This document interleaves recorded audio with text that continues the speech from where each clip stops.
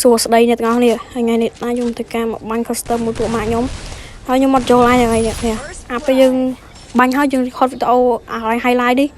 មើលទៅអត់ស្អាតល្អអ្នកគ្នាមើលបានថាអត់នេះហើយខ្ញុំមកវគ្គនេះគឺ rock ff ចូលខ្លួនអ្នកគ្នាមើលបាន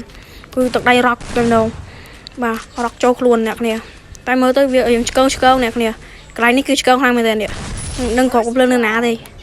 គឺពេលយើង record ចឹងទៅមើលអត់ដូចពេលយើងលេងទេចឹងសូមអធិស្ឋានផងអ្នកគ្នាបាទហើយ rock ff ចូលខ្លួនទៀតអ្នកគ្នាមើលនេះ rock ff ចូលខ្លួនគឺមកគប់ក្បាល rock ff ស្ថិតក្នុងខ្លួនខ្ញុំហ្នឹងអ្នកគ្នាឥឡូវកន្លែងនេះមើលលេងសិនទៅអ្នកគ្នាបាទហក់មកផងហើយវគ្គហ្នឹងណាខ្ញុំបាញ់មួយពូម៉ាខ្ញុំទេអ្នកគ្នាអើយគឺខ្ញុំពេលហ្នឹងខ្ញុំឈ្នះហ្នឹងហើយអ្នកគ្នាហើយអ្នកគ្នាមើលលេងទៅគឺវាឆ្កងតិចមែនអ្នកគ្នាដោយសារយើង record highlight យើងមិន record ផ្ទាល់អញ្ចឹងណាអ្នកគ្នាបាទហើយគឺទឹកដៃខ្ញុំគឺថា rock ff ស្ថិតមកអ្នកគ្នាអើយអត់ជឿមើលនេះចាំមើលហ្នឹងណែ rock ff ស្ថិតបាយអ្នកគ្នាជួបគ្នានៅវីដេអូក្រោយ